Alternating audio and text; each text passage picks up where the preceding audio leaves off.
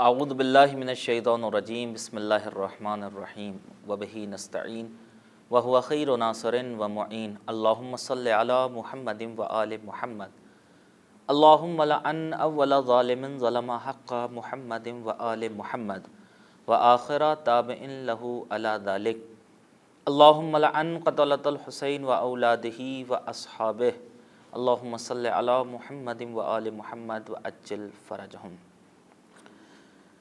محترم ناظرین، آپ دیکھ رہے ہیں سفیر نجات۔ سفیر نجات میں آپ تمام ناظرین کا استقبال ہے اس دعا کے ساتھ کہ اب تک ان 10 ایام میں جو آپ نے عزاداری سرکار سید الشہداء کے لیے انجام دی ہے، جو آپ نے زحمتیں اٹھائی ہیں اس عزاداری کے فروغ کے لیے، اور ان حالات میں جو صعوبتیں برداشت کرتے ہوئے آپ نے اس ترویج عزا کے لیے اقدامات کیے ہیں، خدا سرکار سید الشہداء کے صدقے میں اسے اپنی بارگاہ میں شرف قبولیت عطا فرمائے اور خدا دشمنان عزا کو نیست و نابود فرمائے۔ آج کے دن ہم آپ کی خدمت میں سلام نہیں کر رہے ہیں، صرف اور صرف آپ سے روبرو ہوں گے اس ایک فقرے کے ذریعے، عظم اللہ اجورنا و اجورکم بمثاب ابی عبداللہ الحسین علیہ السلام۔ آپ تمام ناظرین کی خدمت میں تعزیت اور تسلیت پیش کرتے ہیں آج روز عاشوراء کے دردناک، المناک اور کربناک موقع پر۔ آپ تمام ناظرین کی جانب سے، تمام عاشقان آل محمد علیہ السلام کی جانب سے منتقم خون حسینی سرکار ولی عصر محور کائنات یوسف زہرا حضرت امام زمان عجل اللہ تعالی فرجہ الشریف کی خدمت میں بھی ہم تعزیت اور تسلیت پیش کرتے ہیں۔ آج کا دن قیامت کا دن ہے۔ سلام ہو اس ذات والا صفات پر، سلام ہو اس نورانی پیکر پر جو لباس بشریت میں آیا انسانیت کی ہدایت کے لیے۔ سلام ہو اس مظلوم پر جو یزیدی افواج کے درمیان بھی گرا رہا مگر انسانیت کو درس حریت عطا کرتا رہا۔ سلام ہو اس کریم ابن کریم پر جس نے اپنے دشمن کو بھی آخری لمحوں میں معاف کر دیا۔ سلام ہو اس عظیم ذات پر کہ آخری وقت میں بھی جو امت کے لیے دعائے ہدایت کرتا رہا۔ سلام ہو اس عظیم کردار پر کہ آخری لمحوں میں بھی جس کی زبان پر تسبیح اور تقدیس تکبیر کی آوازیں بلند تھیں۔ سلام ہو اس سوکھے ہوئے لبوں پر کہ جس پر کربلا کی خاک جمع ہو رہی تھی۔ سلام ہو ان ہاتھوں پر کہ جن پر 72 لاشوں کو اٹھایا گیا تھا۔ سلام ہو اس پیکر بشریت پر جس پر جگہ جگہ زخم لگے ہوئے تھے۔ میر انیس علی اللہ مقامہ کا ایک بند یاد آ رہا ہے، یہ کہہ کر میر انیس نے قلم توڑ دیا۔ جنگل سے آئی فاطمہ زہرا کی یہ صدا، امت نے مجھ کو لوٹ لیا واہ محمدا، اب کون ہے جو حق رفاقت کرے ادا، ہے یہ ظلم اور دو عالم کا مقتدا، 1900 ہیں زخم تنہ چاک چاک پر، زینب نکل حسین تڑپتا ہے خاک پر۔ ناظرین، آج انشاءاللہ ہم گفتگو کریں گے سفیر نجات میں کہ کربلا جلوگاہ عبودیت اور بندگی کس طرح سے ہے۔ گفتگو کرنے کے لیے ہمارے ساتھ محترم، مکرم، مشفق اور مہمان حجت الاسلام والمسلمین علی جناب مولانا سید سبطین عباس رضوی صاحب موجود ہیں۔ آئیے اپنے مہمان کا استقبال کرتے ہیں اور باقاعدہ طور پر گفتگو کا آغاز کرتے ہیں۔ قبلہ، آج آپ کی خدمت میں ہم سلام تو نہیں پیش کر سکتے، لیکن بس اتنا کہیں گے، عظم اللہ اجورنا و اجورکم بمثاب ابی عبداللہ الحسین۔ احسن اللہ لکم العطا، عظم اللہ اجورنا و اجورکم۔ تقبل اللہ منا و منکم و من جمیع المؤمنین والمؤمنات۔ ناظرین، آئیے گفتگو کا آغاز کرتے ہیں۔ کربلا جلوگاہ عبودیت اور بندگی کس طرح سے ہے۔ گزشتہ پروگرام میں ہم گفتگو کر رہے تھے کربلا میں بچوں کے کردار کے حوالے سے کہ کس طرح معصوموں نے، بے زبانوں نے اپنے کردار سے دنیا کے ظالموں کو چیلنج کیا، اور آج بھی طاغوتیت، آج بھی سفاکیت اور آج بھی دشمنان دین کی بربریت لرز رہی ہے معصوموں کے تذکرے سے۔ آج تو اس کا تذکرہ ہونے والا ہے کہ جس نے پوری دنیا میں ایک ایسا پیغام انقلاب عطا کیا ہے کہ آج جہاں جہاں بھی دنیا میں انقلاب دکھ رہے ہیں آپ کو، یہ صرف اور صرف اسی بلند کردار کا عطیہ ہے اور مرہون منت ہے۔ قبلہ، آج ہماری آپ سے مؤدبانہ گزارش یہ رہے گی کہ کربلا جلوگاہ عبودیت اور بندگی کس طرح ہے؟ اعوذ باللہ من الشیطان اللعین الرجیم، بسم اللہ الرحمن الرحیم، الحمد للہ رب العالمین، وصلی اللہ علی سیدنا محمد واہل بیتہ الطیبین الطاہرین المعصومین المنتجبین۔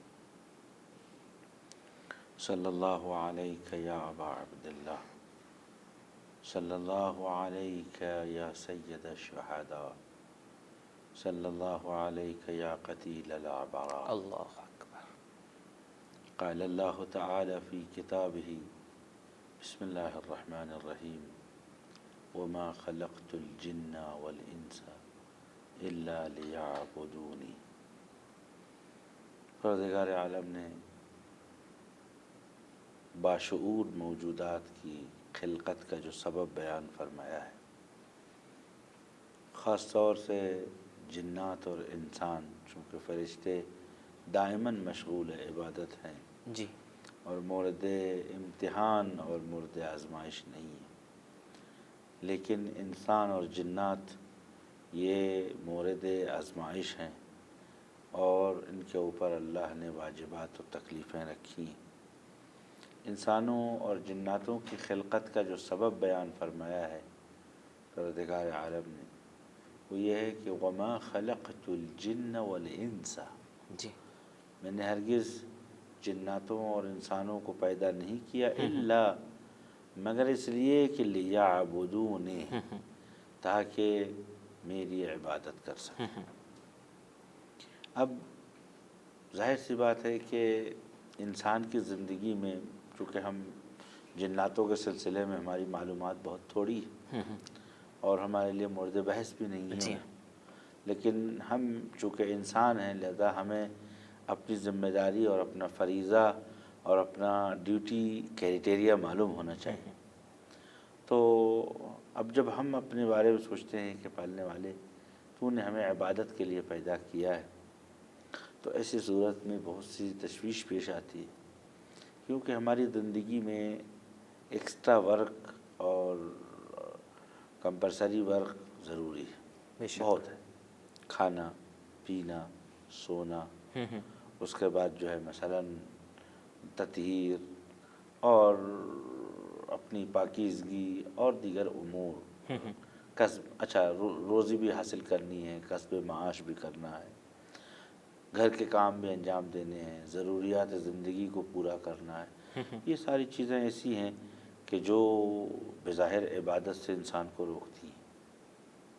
تو انسان کیوں کر، اگر انسان عبادت کے لیے پیدا کیا گیا ہے اور انسان عبادت نہیں کر پا رہا ہے، یعنی وہ اپنی خلقت اور اپنی پیدائش کے ہدف سے معاذ اللہ ہٹا ہوا ہے۔ اللہ اکبر۔ اب یہ ایک اچھا، اب اگر آپ کہیں کہ صاحب نہیں کرنا چاہیے، تو یہ عقلاً ایک ایسی تکلیف ہے، عقلاً ایک ایسی ڈیوٹی ہے کہ جو عام طور سے انسان نہیں انجام دے سکتا، جی، لہذا اس کو تکلیف ما لا یطاق کہتے ہیں، یعنی ایسی ڈیوٹی لگانا کہ جس کو انسان انجام نہ دے سکے، جس کے بس میں نہ ہو، انسان کے بس سے خارج ہے۔ وما یرید من الدین، اللہ تعالیٰ نے دین اگر نازل کیا ہے تو یرید بکم الیسر، بے شک، خدا نے چاہے کہ ہمارے لیے آسانیاں مہیا فرمائے۔ لیس من الدین حرج، دین کے اندر کوئی ایسا حکم نہیں آیا ہے کہ جس کی وجہ سے انسان پریشان ہو جائے یا انسانوں کے اوپر مصیبت آ جائے۔ خیر، تو اس کا راہ حل کیا ہے؟ اچھا، اب اگر ہم کھا پی کر سو کر اور اپنی ضروریات سے فارغ ہو کر کام دھندہ کرنے کے بعد عبادت کرنے بیٹھتے بھی. تو ایسی صورت میں اپنی بات کروں عام کہ صاحب 17 رکعت نماز ہے. اب بہت زیادہ ترقی کی تو 51 رکعت نماز پڑھ لی، نماز شب وغیرہ، نوافل وغیرہ، زیارت عاشورہ وغیرہ اور قرآن کی تلاوت. مجموعی تعداد وقت جو ہمارا لگے گا ان تمام کاموں میں 2 گھنٹہ ہے. 24 گھنٹے میں 2 گھنٹے. 24 گھنٹے میں 2 گھنٹے ہم نے جو ہے عبادت کے لیے دیے. بچے ہمارے پاس 22 گھنٹے. 22 گھنٹے میں کم سے کم 8 گھنٹہ سونا ہے. تو اب جب 8 گھنٹہ انسان سوئے گا تو ایسی صورت میں تجزیتاً انسان جو ہے، اب انسان کے پاس کتنا بچا؟ 14 گھنٹہ بچا. اب اس 14 گھنٹے کے اندر انسان کاروبار ہے، ورک ہے، کم سے کم 10 گھنٹہ بچا. کتنا؟ 4 گھنٹہ. جی. اب یہ 4 گھنٹے میں بھی انسان کھانا پینا ضروریات. تو سوال یہ ہے کہ پھر یہ مقصد کیا ہے؟ کیوں خداوند عالم نے ایسا فرمایا؟ تو اس کا مطلب اس کو واضح ہونا چاہیے. جی. تو یہاں پر اللہ تعالیٰ نے فرمایا لیعبدون. یہاں پر معنی ورکشپ کے نہیں ہے، عبادت کے نہیں ہے، معنی عبودیت کے ہیں، بندگی کے ہیں. واہ. عبادت اور بندگی میں بہت فرق ہے. دیکھیں ایک ورکشپ ہے، ایک عبادت ہے کہ یہ نماز ہے، یہ روزہ ہے، یہ حج ہے. یہ ممکن ہے کہ کسی وقت آپ انجام دیں، کسی وقت انجام نہ دیں. لیکن عبودیت ایک ایسی ڈیوٹی ہے کہ آپ کسی بھی حال میں رہیں اس سے باہر نہیں نکل سکتے. واہ واہ واہ. عبودیت گویا ایک صفت ہے. عبودیت در واقع اس کا تعلق انسان کی ذات سے ہے، انسان کے فکر سے ہے، انسان کی روح سے ہے. اس کا کام اور دھندے اور بیکاری اور مشغلہ سے کوئی ٹچ نہیں ہے اس کا. جی. ایسے جیسے فرض کریں کہ بھئی ایک فوجی ہے، وہ کسی انسٹیٹیوٹ سے جڑا ہوا ہے، وہ گھر میں تب بھی فوجی ہے، باہر ہے تب بھی فوجی ہے، وہ پوری زندگی جو ہے وہ فوجی ہے. تو اسی طریقے سے عبودیت بھی ہے. اللہ تعالیٰ نے عبادت کے لیے 17 رکعت رکھا ہے. 17 رکعت کا مجموعی وقت جو ہے بہت زیادہ ہے، 1 گھنٹہ ہے. جی. اگر مستحبات وغیرہ انجام دیتے 1 گھنٹہ اور 2 گھنٹہ. لیکن اللہ کہتا ہے وَمَا خَلَقْتُ الْجِنَّ وَالْإِنسَ إِلَّا لِيَعْبُدُونِ. میں نے جنات و انسان کو ہرگز پیدا نہیں مگر یہ کہ وہ میری عبادت کریں. یعنی یہاں مراد بندگی اور عبودیت ہے کہ ہم کسی بھی حال میں ہوں بندگیت پروردگار، عبودیت پروردگار سے باہر نہیں جا سکتے. بے شک. لہذا پوری زندگی ہماری بندگیت کے جلوے سے ہمیشہ جو ہے متجلی ہونی چاہیے. اگر ہم کام کر رہے ہیں تب بھی ہم خدا کے بندے ہیں، اگر ہم سو رہے ہیں تب بھی ہم خدا کے بندے ہیں، کھانا کھا رہے ہیں تب بھی خدا کے بندے ہیں، تنشیف و تطہیر اور ضروریات سے فارغ ہو رہے ہیں تب بھی خدا کے بندے ہیں اور اس کے دائرے بندے. اسی لیے اسلام نے جو طریقہ معین کیا ہے ولادت سے لے کر وفات تک ہر زندگی کے شعبے میں اللہ نے دستور پیش کیا ہے. یعنی دین کو اپنی زندگی میں اتار لینے کا نام عبودیت ہے. میں تمہید میں ختم کروں بس قبلہ. یقیناً اب ہم یہاں سے آپ کی گفتگو سے ہی مرتبط کرتے ہوئے ایک سوال آپ کی خدمت میں پیش کرنا چاہیں گے. ہمارے ناظرین کے ذہنوں میں بھی یہ سوال ابھر رہا ہوگا کہ کربلا میں 2 گروہ تھے.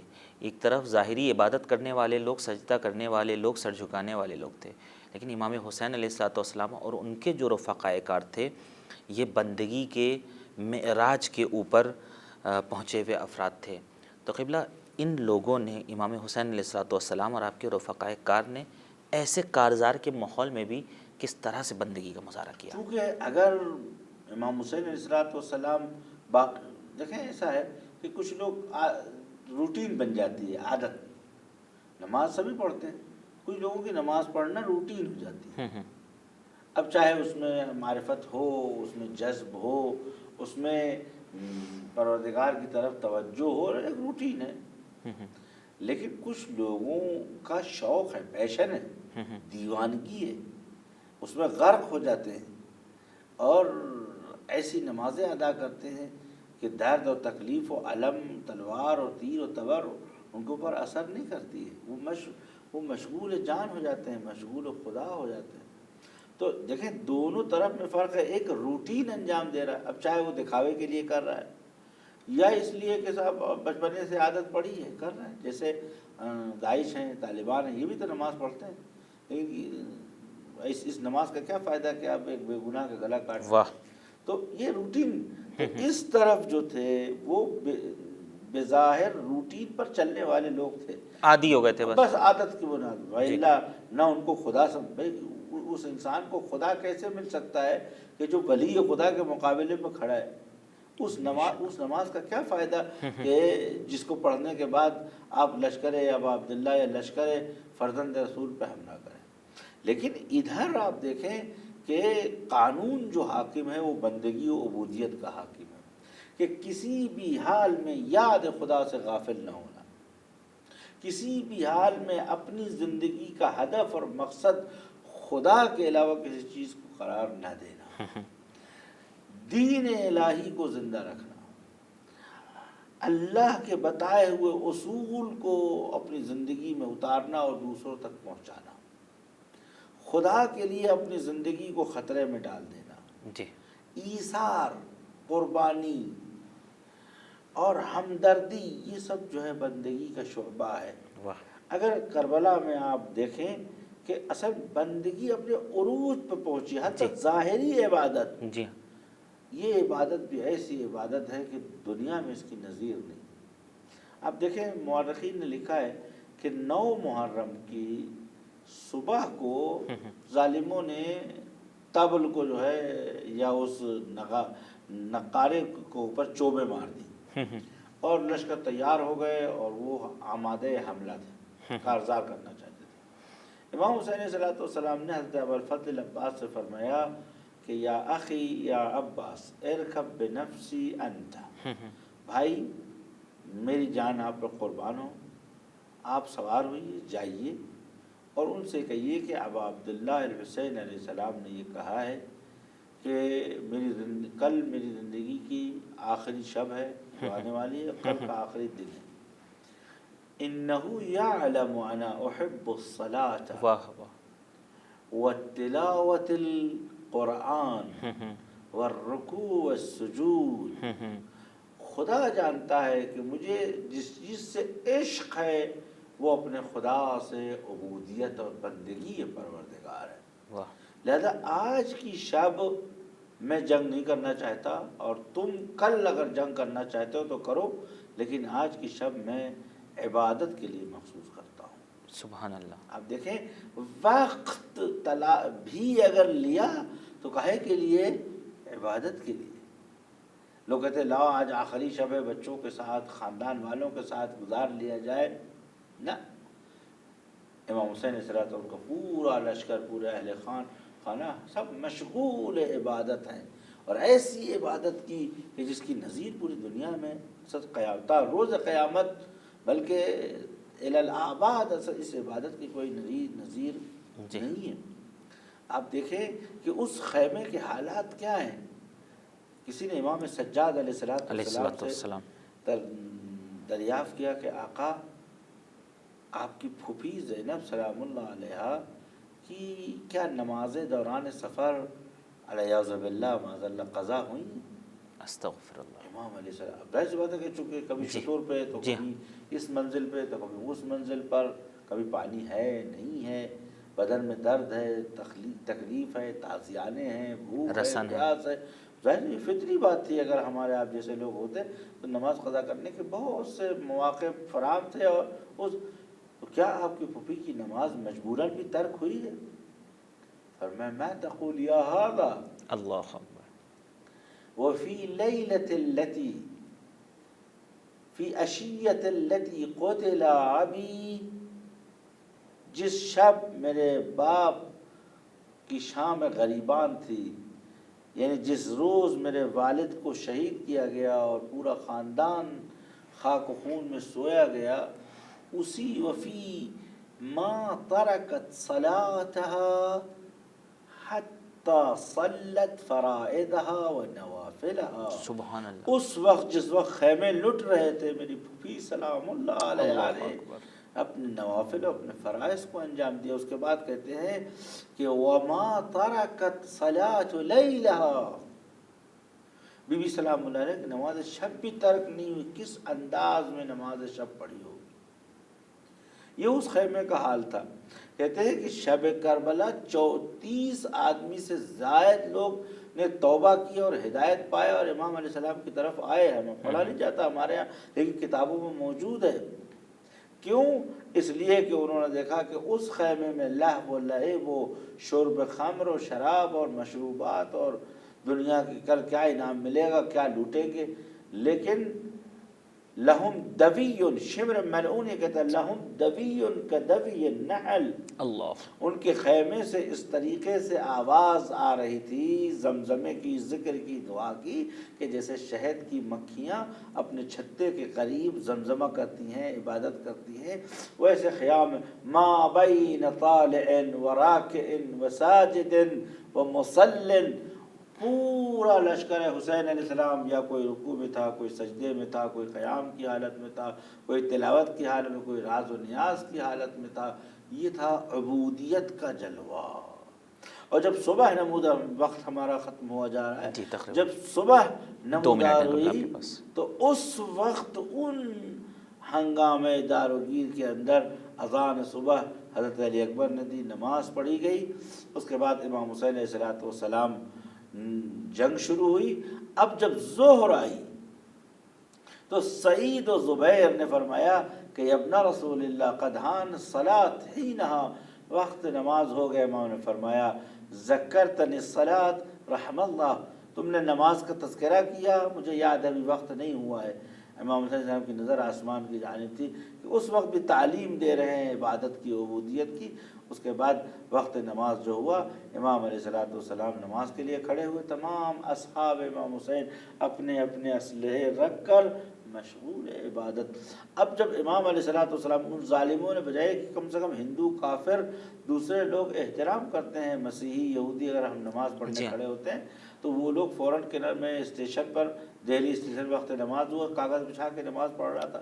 ایک دیوانہ آ کے سامنے کھڑے ہو کے مت آؤ ان کے سامنے یہ نماز پڑھ. اللہ، وہ سارے کے سارے مسلمان خلافت کی دستگاہ سے جڑے ہوئے لوگ، انہوں نے تیریں چلانی شروع کی.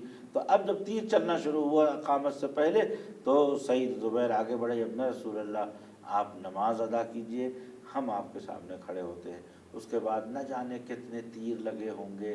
امام علیہ السلام نے نماز ادا کی، ادھر سعید گرے ادھر زبیر گرے. عجیب ہے یہ نماز. اچھا، ایک دو لوگ کتنی تیر روک سکتے ہیں؟ پورے لشکر امام علیہ السلام تینوں سے چھلنی ہو گئے.